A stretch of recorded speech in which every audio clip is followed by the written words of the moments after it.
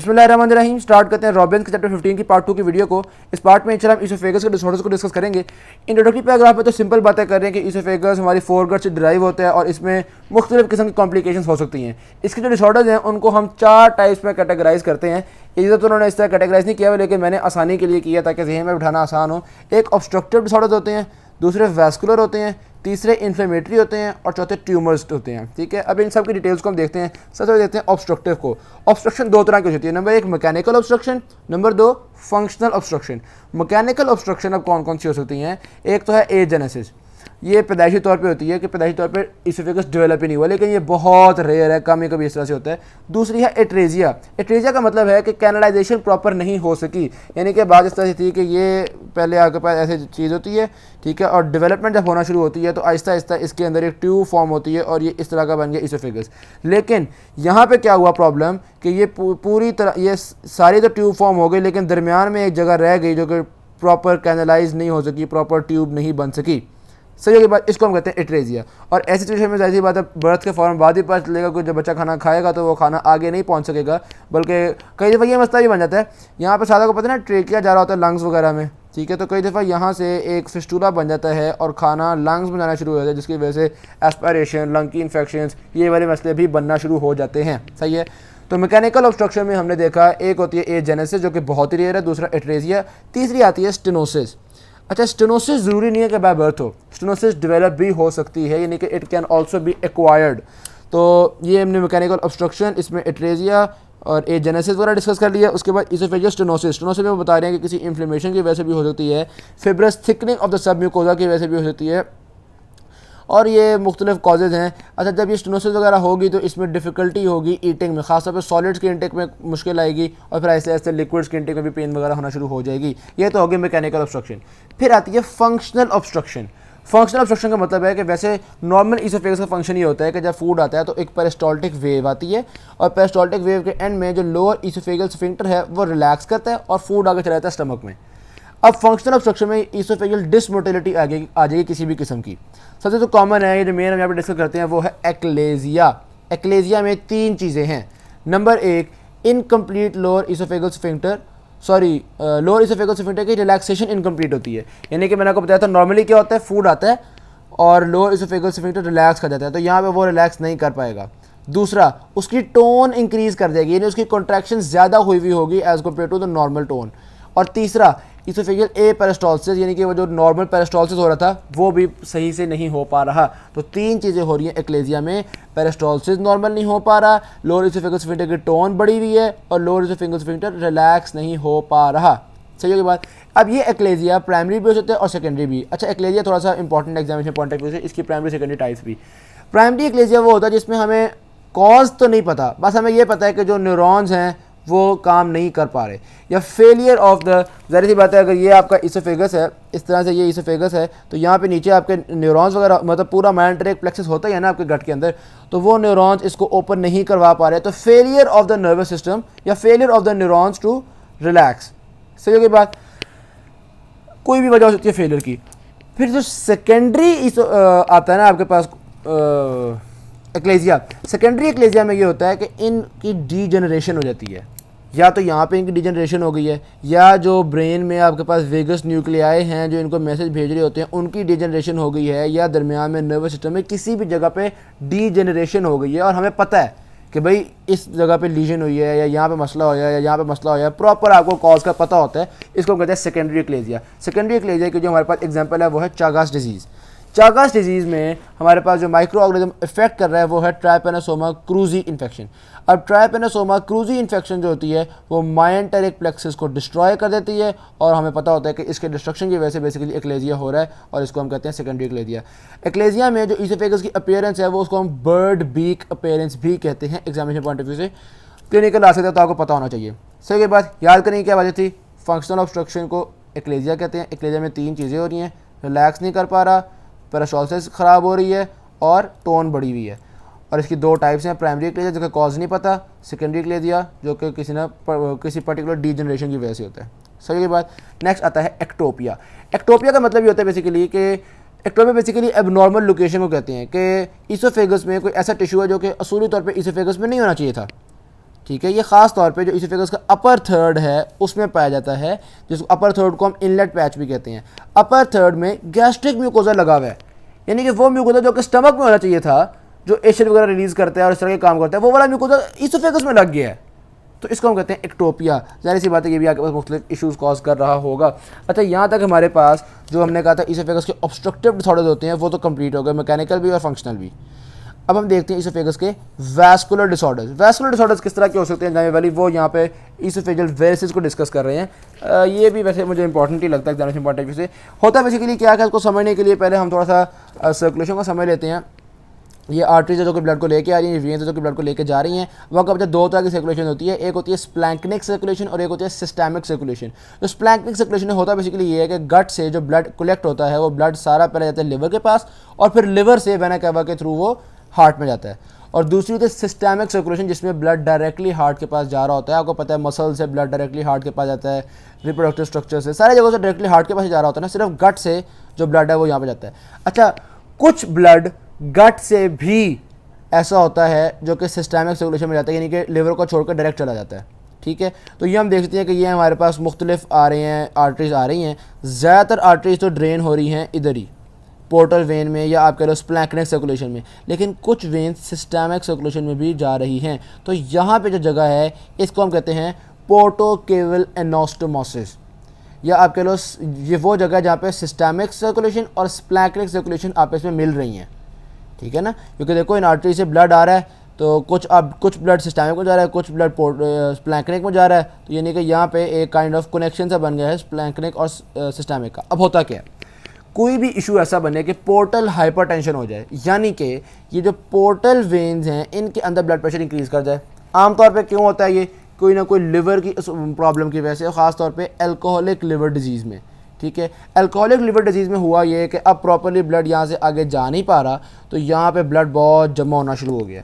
सही है, यहाँ पे ब्लड बहुत जमा होना शुरू हो गया, बहुत प्रेशर इंक्रीज़ करता चला जा रहा है, इसका प्रेशर इंक्रीज करता चला जा रहा है। जारी बात है जब आगे ब्लड का जाने मसला आ रहा है तो यहाँ भी ये ब्लड वेसल्स भी मोटी मोटी सी हो जाएंगे, ब्लड जमा होना शुरू हो जाएगा। अब इस ब्लड को समझ नहीं आ रही कहाँ जाए, कोई जगह ही नहीं मिली जाने के लिए। इतने में इनको ये ईसोफेगस का जो लोअर एरिया है यहाँ पे उनको कुछ ऐसी ब्लड वेसल्स मिलती हैं जो कि सिस्टमिक में जा रही हैं। जाहिर बात है जो सिस्टमिक में जा रही है वहाँ पे तो कोई ऑब्स्ट्रक्शन नहीं है ना, वो तो बड़ी खुला जा रही हैं। तो वो कहते हैं खून को याद आते हैं, यार ये तो बहुत ही अच्छी जगह है, तो यहाँ का खून जो है ना वो एनास्टोमोस ये फिस्टुलास वगैरह बनाना शुरू करता है कि यार हम अपने ब्लड को भी वहाँ भेज देते हैं। इधर वाली कहती हैं यार हम भी अपने ब्लड को ना इधर ही भेज देते हैं। इस तरह करके आपके पास एनास्टोमोसिस बनना शुरू हो जाते हैं। और जब बहुत ज़्यादा ब्लड इन एनास्टोमोसिस में से गुजरना शुरू हो जाता है तो ये वाली वेन्स काफ़ी डायलेट हो जाती है, मोटी मोटी वेन्स बन जाती हैं। सही के बाद हम इसको देखते कैसे हैं, हम करते हैं एंडोस्कोपी, यानी कि बंदे के अंदर हम डालते हैं कैमरा, और जब कैमरा डालते हैं तो कैमरे में हमें यहाँ पे मोटी मोटी वेन्स नज़र आना शुरू हो जाती हैं, जो कि अगर मैं आपको डायग्राम में दिखाऊँ तो ये हमें एंडोस्कोपी में, ये देख रहे हो इसकी वॉल में कितनी मोटी मोटी वेन्स नज़र आ रही हैं हमें। सही के बाद तो इस तरह से हमें यहाँ पे वेन्स देखने को मिलती हैं। अच्छा, अब मसला तब बनता है, वो मॉर्फोलॉजी में क्या कह दिया, टॉर्चरस डायलेटेड वेन्स नज़र आती हैं आपको। अच्छा, अब मसला तब बनता है जब ये कोलेटरल वेन्स जो कि सब एपिथेलियल और सब म्यूकोजल वेनस प्लेक्सस में डेवलप हो गई हैं। देख लो, बातों बातों में मैंने दो टर्म्स और बता दिए हैं आपको, सब एपिथेलियल और सब म्यूकोजल वेनस प्लेक्सस में बेसिकली डेवलप हो रही हैं। कोई मतलब नाम थोड़ा सा शायद आपको मुश्किल लग रहा हो, कोई इसमें ऐसे बात नहीं है याद करने वाली। अगर ये वेन्स रप्चर कर जाएँ तो असल मुश्किल बनती है।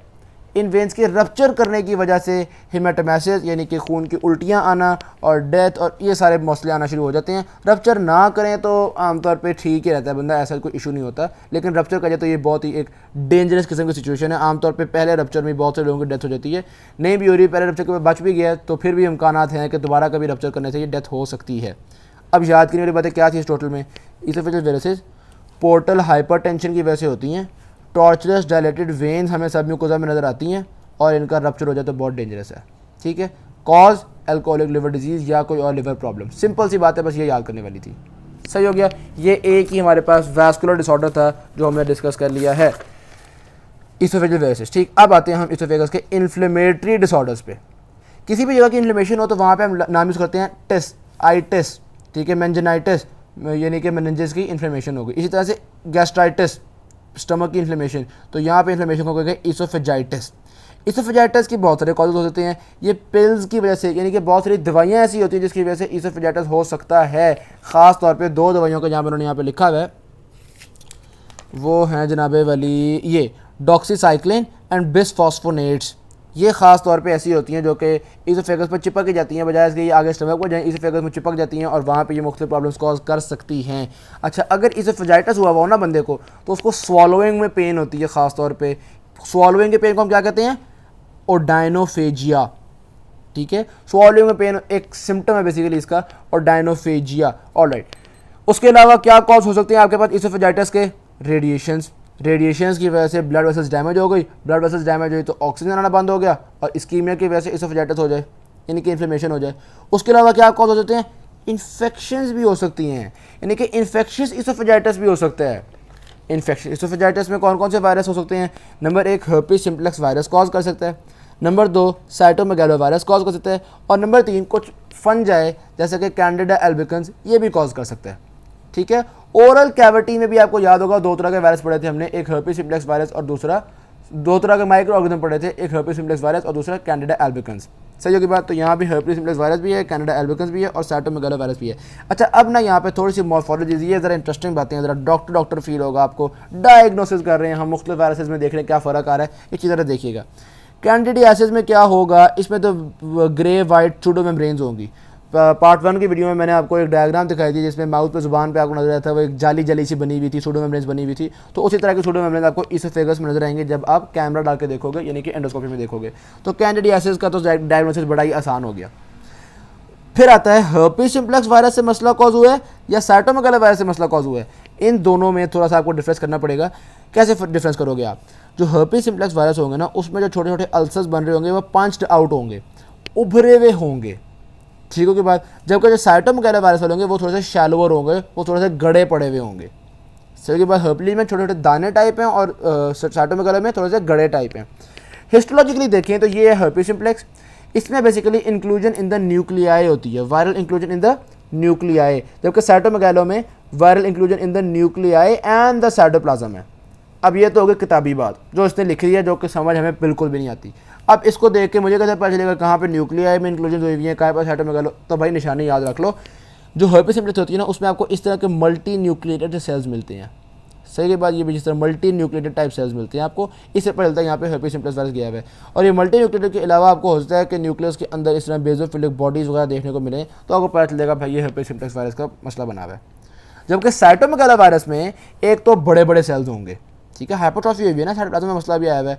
दूसरा जो साइटोप्लाज्म है उसके अंदर भी आपको बेजोफिलिक रीजन्स देखने को मिल सकते हैं।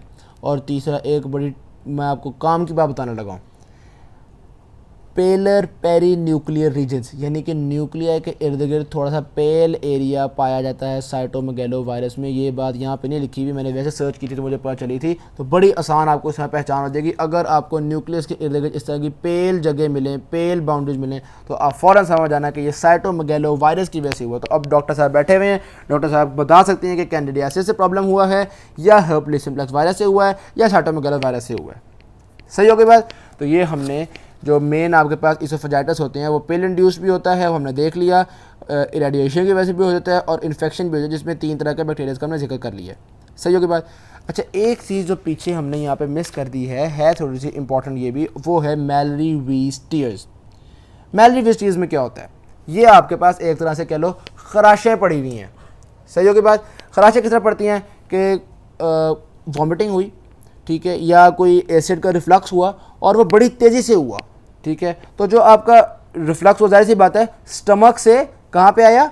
इसोफेगस में। अब स्टमक से इसोफेगस में आते हुए वो इतना प्रेशर पड़ा कि हमारे वहाँ पे थोड़े से ज़ख़म से हो गए या खराश सी पड़ गई, तो उनको हम कहते हैं मैलरी वीज़ टीयर्स।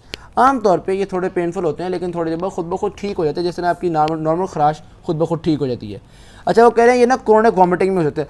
अब पता होता है कि बेसिकली जो नॉर्मल वॉमिटिंग होती है ना, उसमें तो ये सीन है कि भाई देखो ये आ गया आपके पास इसोफेगस के नीचे यूं बना हुआ है आपके पास स्टमक। जब भी कभी यहाँ से किसी कंटेंट ने ऊपर जाना होता है, जिसको हम रिवर्स पेरिस्टालसिस भी आप कह सकते हो, तो होता ये है कि आमतौर पे ये जो लोअर इसोफेगस स्फिंक्टर है ये भी रिलैक्स कर जाता है और रिलैक्स करके फूड आराम से यहाँ से गुजर जाता है। लेकिन एक बंदे को वॉमिटिंग होती गई 2 दिन बाद, 2 घंटे बाद फिर हुई, 2 घंटे बाद फिर हुई। ये जो इसोफेगस स्फिंक्टर है ना, ये थक जाएगा, क्योंकि यार मैं कब से रिलैक्स कर रहा हूँ। याद रखना, जो लोअर इसोफेगस स्फिंक्टर होता है ना, इसकी जो नॉर्मल फॉर्म है वो कंस्ट्रिक्टेड है। तो सिग्नल्स भेजने पड़ते हैं इसको खोलने के लिए, इसको कंस्ट्रक्ट करवाने के लिए सिग्नल नहीं भेजने पड़ते, इसको रिलैक्स करवाने के लिए सिग्नल भेजने पड़ते हैं। कितनी ज़बरदस्त चीज़ है ना। तो वैसे भी अब देखो आप आगे जाके ना कुछ जगह पे पढ़ोगे, वो कहेंगे कि अगर यहाँ पे जो नर्वस सिस्टम है वो डिफेक्टिव है, जैसा कि कई दफ़ा एक्लेजिया में होता है कि यहाँ का नर्वस सिस्टम डिफेक्टिव होता है, यहाँ पे न्यूरॉन्स डेवलप ही नहीं हो सके पैदाइशी तौर पे, तो क्या होगा?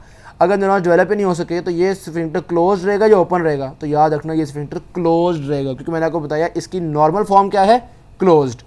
ये जान लगा के ओपन होता है। सही हो गया।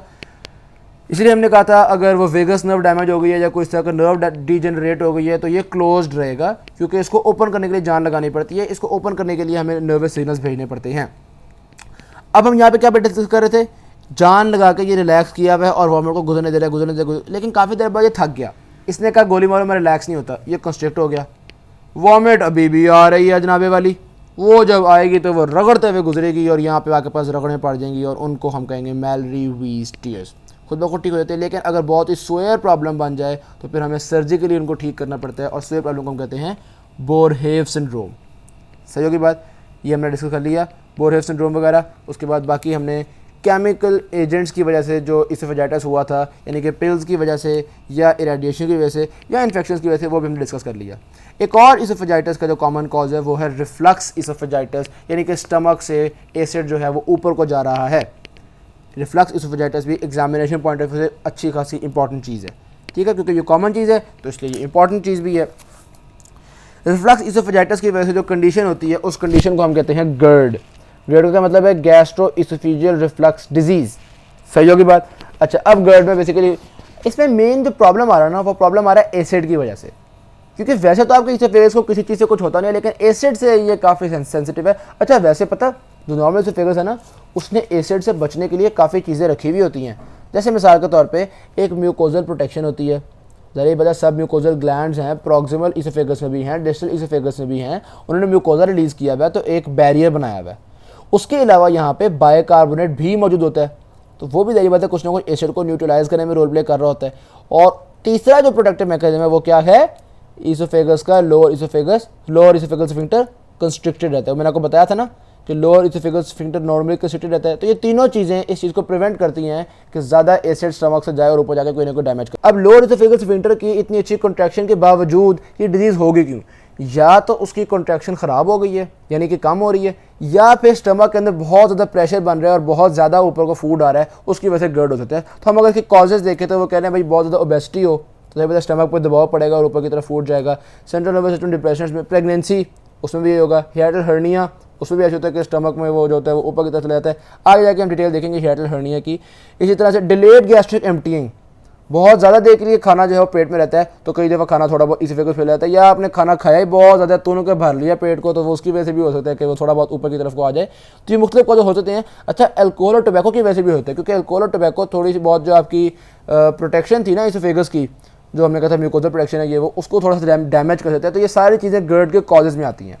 अच्छा, अब गर्ड में होगा क्या? मॉर्फोलॉजी में देखा जाए तो यहाँ पे उन्होंने थोड़ी बहुत आपको हिस्टोलॉजी बताई हुई है। एक बात ज़हन में रखना, गर्ड में ज़रूरी नहीं है कि आपको हिस्टोलॉजिकल फीचर्स मिलें, यानी कि शुरू में गर्ड हो रहा होता है और हिस्टोलॉजिकली कोई ऐसा बंदे को चीज़ फील भी नहीं होती। तो यही वो यहाँ पे कह रहे हैं कि it is not closely related to the degree of historic damage, यानी कि ऐसा नहीं होता है कि आप कहें कि हिस्टोलॉजिकली बंदा ठीक है इसका मतलब इसको गर्ड नहीं है। नहीं भाई, हिस्टोलॉजिकली ठीक होने के बावजूद भी गर्ड हो सकता है। हाँ, बहुत स्वेयर गर्ड में तो फिर हिस्टोलॉजिकली भी खराबी आना शुरू हो जाएंगी, लेकिन हिस्टोलॉजिकली देखना कोई पक्का सबूत नहीं है गर्ड के ना होने का।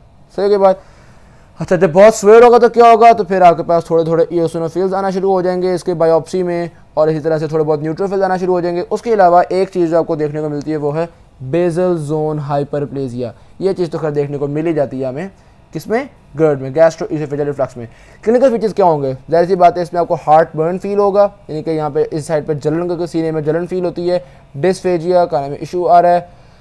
अच्छा जी, कभी कभी सॉर टेस्टिंग गैस्ट्रिक कंटेंट्स, ठीक है, वो कई बार ज़्यादा खाना खाने के बाद वो एक अजीब सा कभी कभी डकार भी आ जाता है, तो वो इस तरह के काम भी देखने को मिल सकते हैं। ट्रीटमेंट क्या है इसका? ज़ाहिर बात है एसिड बहुत ज़्यादा हो रहा है तो हम कोशिश करेंगे कि गैस्ट्रिक एसिड को कम करें, क्योंकि एसिड अल्टीमेटली आ तो पेट से ही रहना। तो गैस्ट्रिक एसिड को कम करने के लिए हम PPI यानी कि प्रोटॉन पंप इनहिबिटर्स देते हैं, जो कि acid formation in the stomach कम कर देते हैं। अच्छा, ये जो गर्ड है इट कैन गेट कॉम्प्लिकेटेड, इससे और बीमारियां भी कॉज हो जाती हैं, यानी कि GERD can progress to Barrett esophagus और फिर बैरेट इसोफेगस से आगे कार्सिनोमा भी हो जाता है। और उसके अलावा गर्ड मुख्तलिफ अल्सर्स फॉर्म कर देता है, खून की उल्टियाँ यानी कि हेमाटोमेसिस, मेलेना, स्ट्रिक्चर्स, ये सारा कुछ इससे कॉज हो सकता है। सही हो गया। हियाटल हर्निया जो यहाँ पे डिस्कस किया था ना हमने कि इसका कॉज है, वो यहाँ पर थोड़ा सा उन्होंने बताया है। इससे बेसिकली होता है कि डायफ्राम में थोड़ी सी स्पेस रह जाती है ऊपर, और जो स्टमक है वो बजाय इसके डायफ्राम के नीचे होता है वो इस तरह करके ऊपर निकल जाता है। अब जब स्टमक से आप पुट्ठे लटके हुए हैं तो स्टमक में जो भी फूड जाएगा कभी इम्कान है कि वो फूड वापस इसोफेगस में आ सकता है, क्योंकि बजाय इसके स्टमक तमीज़ से नीचे लेटा हुआ होता है वो ऊपर को चला गया, वो हियाटल हर्निया की वजह से निकल गया कहाँ। ओके की बात। अच्छा जी, अब गर्ड में ओवरऑल हमारे पास याद करने की क्या चीज़ें थी, बड़ी सिंपल सी बात है। एक तो हम कह रहे हैं कि एसिड रिफ्लक्स से आ रहा है, ठीक है, एसिड रिफ्लक्स हो रहा है इसोफेगस में। कॉज क्या होते हैं इसका? Alcohol, tobacco, pregnancy, obesity, hiatal hernia, और एक दो और कॉज हमने यहाँ पे देख लिया। पेट का बहुत ज़्यादा भर जाना, ये इसके कॉज होते हैं। हिस्टोलॉजिक डैमेज एज सच इसमें नहीं होता, लेकिन जब होगा तो उसमें इयोसिनोफिल और न्यूट्रोफिल की रिक्रूटमेंट होगी। ट्रीटमेंट इसका PPI है। सिम्टम इसके हार्ट बर्न है। गुड होगी बात। सिम्टम भी देख लिया, ट्रीटमेंट भी देख लिया, कॉजेज भी देख ली, मॉर्फोलॉजी भी देख ली, यही चीज़ें होती हैं बस। थोड़ी इंपॉर्टेंट थी तो हमने थोड़ा सा डिटेल से डिस्कस कर लिया। आगे आता है इयोसिनोफिलिक इसोफेजाइटिस। ये वक्री चीज़ ही आ गई है दरमियान में, मतलब अच्छा भला हम चल रहे थे, एक तरह की बातें चल रही थी, स्फिंक्टर क्लोज नहीं हो पा रहा, एसिड के मसले बन रहे हैं, लेकिन ये जो है ये बेसिकली इम्यूनोलॉजिकली मीडिएटेड है, यानी कि इम्यून सिस्टम इसमें एक्टिवेट हुआ है। तो ज़ाहिर सी बात है या तो फूड के खिलाफ कोई एलर्जी हो गई या कोई इस तरह का मसला बन गया इसमें, तो ये उसको हम कहते हैं इयोसिनोफिलिक इसोफेजाइटिस। अच्छा, है तो ये इसोफेजाइटिस ही, हम आइडेंटिफाई कैसे करेंगे कि ये किस तरह से फ़र्क है? नंबर एक, इसकी बायोप्सी में इयोसिनोफिल्स काफ़ी ज़्यादा होंगे, ये आप देख सकते हो, काफ़ी ज़्यादा इयोसिनोफिल्स हैं, तो हमें पता चलेगा ये इयोसिनोफिलिक इसोफेजाइटिस है। नंबर दो, ये जो दूसरे वाला था ना आपके पास जो कि गर्ड था, वो तो आपके पास लोअर 1/3 ऑफ द इसोफेगस में होता है। जारी बात है स्टमक के नज़दीक वाले एरिया में ही होगा ना, जबकि इयोसिनोफिलिक इसोफेजाइटिस अपर 1/3 और middle portion of the oesophagus में होगा। सही होगी बात, क्योंकि ये हो रहा है फूड की एलर्जी की वजह से। फूड ऊपर से आता है तो ये ऊपर वाले एरिया में होता है, और गर्ड होता है स्टमक से आने वाले कंटेंट की वजह से, तो स्टमक नीचे को है तो ये नीचे वाले 1/3 में हो रहा है।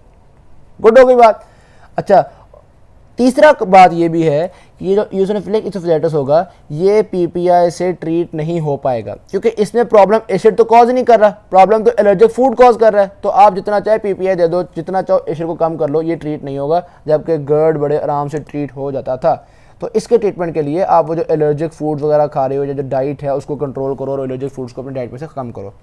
तो बहुत कोई इंपॉर्टेंट चीज़ नहीं है। बारह इयोसिनोफिलिक इसोफेजाइटिस हमने देख लिया। आते हैं हमारे पास बैरेट इसोफेगस, जो एग्जामिनेशन पॉइंट ऑफ व्यू से भी खैर इंपॉर्टेंट है। होता बेसिकली क्या है, ये जब बहुत देर इसको गर्ड रहे ना, यानी कि chronic gastro oesophageal reflux disease हो, तो इसोफेगस की जो एपिथेलियम है वो चेंज होना शुरू होती है। यानी कि नॉर्मल इसोफेगस की तो एपिथेलियम होती है ना, स्ट्रैटिफाइड स्क्वामस टाइप के एपिथेलियम, वो स्ट्रैटिफाइड स्क्वामस चेंज होकर कोलमनर एपिथेलियम बन गई या थोड़ी बहुत क्यूबॉइडल एपिथेलियम बन गई। तो ऐसी सिचुएशन में हम कहते हैं इस इंसान को हो गया है Barrett oesophagus.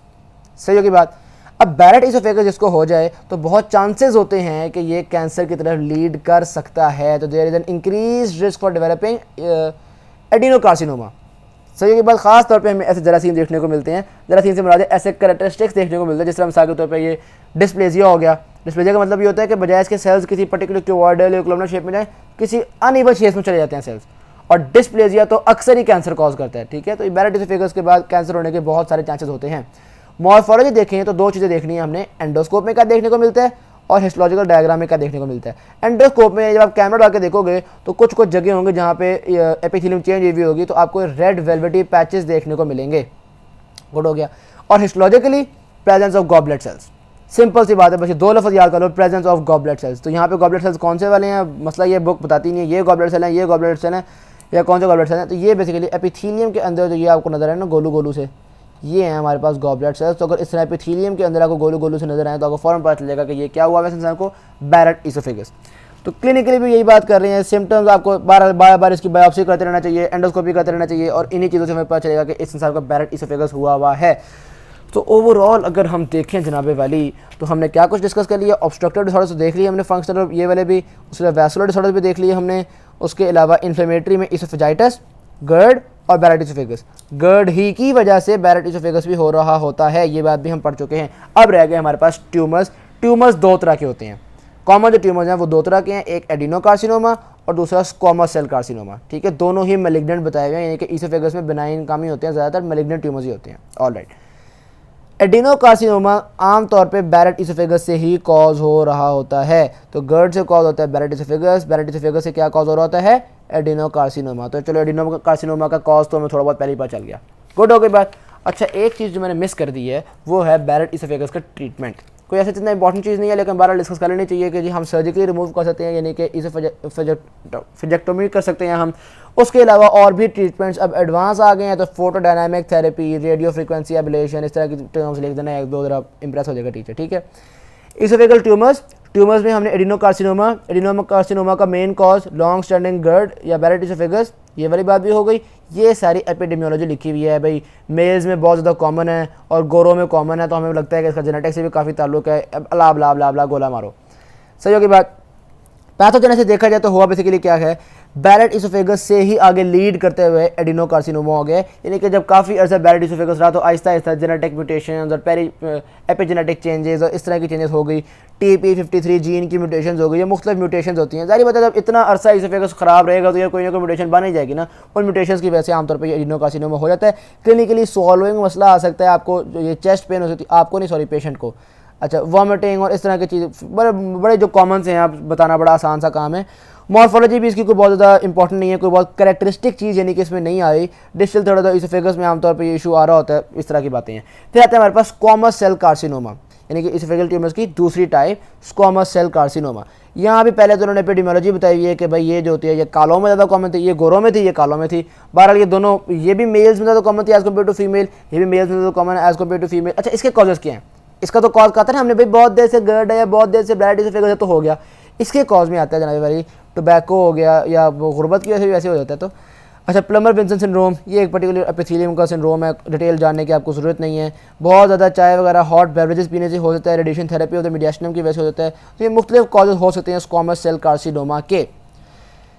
Squamous cell carcinoma में बेसिकली एक और कॉज है ह्यूमन पेपिलोमा वायरस इन्फेक्शन, सही के बाद इसकी वजह से भी हो सकता है। होगा क्या, यहाँ पे बेसिकली स्क्वामस डिस्प्लेजिया हो जाएगा, यानी कि जो आपकी एपिथेलियम थी उसका डिस्प्लेजिया हो गया है, वो फ़र्क सेल्स की शेप बन गई है, यानी कि जो एबनॉर्मल सेल्स हैं वो फॉर्म होना शुरू हो जाएंगे यहाँ पे हमारे पास, ठीक है। तो इसकी मॉर्फोलॉजी में बस इतनी बात ही आपके लिए बहुत इंपॉर्टेंट थी, बहुत काफ़ी थी। इसके क्लिनिकल फीचर्स में ओडानोफेजिया यहाँ भी हो रहा है। ओडानोफेजिया का मतलब है स्वॉलोइंग में पेन। जब स्वॉलोइंग में पेन होगी ना, बंदा कहेगा यार अम्मा मेरा खाने का दिल नहीं कर रहा, यानी कि बंदा खाना ही कम कर देगा। जब खाना कम कर देगा तो सारी बात है न्यूट्रिशनल डेफिशिएंसी होना शुरू हो जाएगी, वेट लॉस, वीकनेस, डिबिलिटेशन, ये वाले मसले आना शुरू हो जाएंगे। वैसे भी कैंसर्स में वेट लॉस होता है, ठीक है। ये जो दूसरे वाला था एडिनोकार्सिनोमा, इसमें भी वेट लॉस है, देख रहे हो weight loss, progressive weight loss, क्योंकि जब मैलिग्नेंट कैंसर होता है उसमें अक्सर आपको वेट लॉस देखने को मिलता है। तो वैसे तो वेट लॉस होता ही है, लेकिन उल्टा ये बंदा खाना भी कम खा रहा है, तो जाहिर सी बात है इसमें और प्रॉब्लम्स भी आ सकते हैं। अच्छा, कई दफ़ा ना यहाँ पे एक ट्रेकियो इसोफेगल फिस्टूला बन जाता है, तो खाना आपके इसोफेगस से ट्रेकिया में जाना शुरू हो जाता है और उसकी वजह से एस्पायरेशन वगैरह भी कॉज होना शुरू हो जाती है। ट्रीटमेंट इसका वो कह रहे हैं कि भाई आपको करना ही चाहिए, बार बार बंदे की ना एंडोस्कोपिक स्क्रीनिंग करते रहा करो, यानी कि अक्सर बंदे देखो हर महीने बाद एंडोस्कोपिक स्क्रीनिंग करो ना। बंदा पूछे बंदा वेला है, हर महीने बाद हॉस्पिटल जाया करेगा। खैर नहीं वेल, वो कह रहे हैं ये करते रहना चाहिए ताकि बंदा बच सके, और अगर नहीं हुआ और मेलिग्नेंसी ज़्यादा फैल चुकी हुई, मेटास्टेसिस हो चुका हुआ, तो बंदे के बचने के चांसेस काफ़ी कम है। इसमें याद करने वाली बातें, एक तो कॉजेज थोड़ा बहुत पता होना चाहिए आपको, दूसरा मॉर्फोलॉजी में squamous dysplasia human papilloma virus से भी हो सकता है, और क्लिनिकल फीचर में ओडानोफेजिया वगैरह होता है इसमें, सही होगी बात। तो ओवरऑल अगर हम इसको एक बार रिवाइज करें तो ये हमारे पास इसोफेजियल डिसऑर्डर्स ऑब्स्ट्रक्टिव होते हैं, मैकेनिकल ऑब्स्ट्रक्शन हो जाती है, एजेनेसिस, एट्रेजिया, स्टेनोसिस एक्वायर्ड भी था इन्फ्लेमेशन वगैरह की वजह से। फंक्शनल भी हो सकते हैं जिसमें मेनली एक्लेजिया ही था। एक्लेजिया प्राइमरी होता है अगर हमें कॉज नहीं पता, और सेकेंडरी होती है अगर हमें कॉज पता है, जैसा कि इन्फेक्शन वगैरह होती है, या चागास डिजीज़। चागास डिजीज़ का नाम आएगा फ़ौरन याद आना चाहिए एक्लेजिया आपको, फंक्शनल एक्लेजिया, सही होगी बात। ऑब्स्ट्रक्टिव टाइप के बाद हमने कहा था वैस्कुलर टाइप होती है, जिसमें इसोफेजियल वायरसेस था, जिसमें पोर्टल सर्कुलेशन की वो प्रेशर बढ़ गया था और हमारे पास वेन्स काफ़ी मोटी मोटी टॉर्चरस वेन्स बन गई थी। फिर इन्फ्लेमेशन में इसोफेजाइटिस जो कि पिल इंड्यूस हो सकता है, इरेडिएशन से हो सकता है, या आपके पास इन्फेक्शन से भी हो सकता है। 3 तरह के इन्फेक्शन भी हमने देख ली।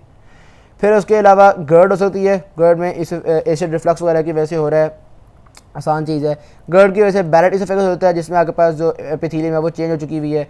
फिर चौथी चीज़ आपके पास ट्यूमर्स 2 तरह के, adenocarcinoma, squamous cell carcinoma. Adenocarcinoma क्यों हो रहा है? बैरेट इसोफेगस की वजह से। स्क्वामस सेल कार्सिनोमा क्यों हो रहा है? वही मुख्तलिफ कॉजेज है, उसके अल्कोहल की वजह से हो सकता है, या ये कुछ सिंड्रोम, प्लमर विंसन सिंड्रोम की वजह से हो सकता है, या इस तरह की चीज़ों की वजह से होता है। ह्यूमन पेपिलोमा वायरस की वजह से भी हो सकता है। और 2 और बातें उन्होंने, एक एक्टोपिया बताई हुई थी, एक इओसिनोफिलिक इसोफेजाइटिस जो कि इम्यून रिएक्शन से था, और एक्टोपिया क्या था, कहीं गैस्ट्रिक म्यूकोजा जो है वो इसोफेगस में आके लग गया, बंदा पता ना इसको अकल ना तमीज़, सही होगी बात। आगे फिर हमारे पास स्टमक आता है, वो इंशाल्लाह नेक्स्ट पार्ट की वीडियो में डिस्कस करेंगे। Thank you very much. Video अच्छी लगी शेयर कीजिएगा, चैनल को सब्सक्राइब कीजिएगा। अल्लाह।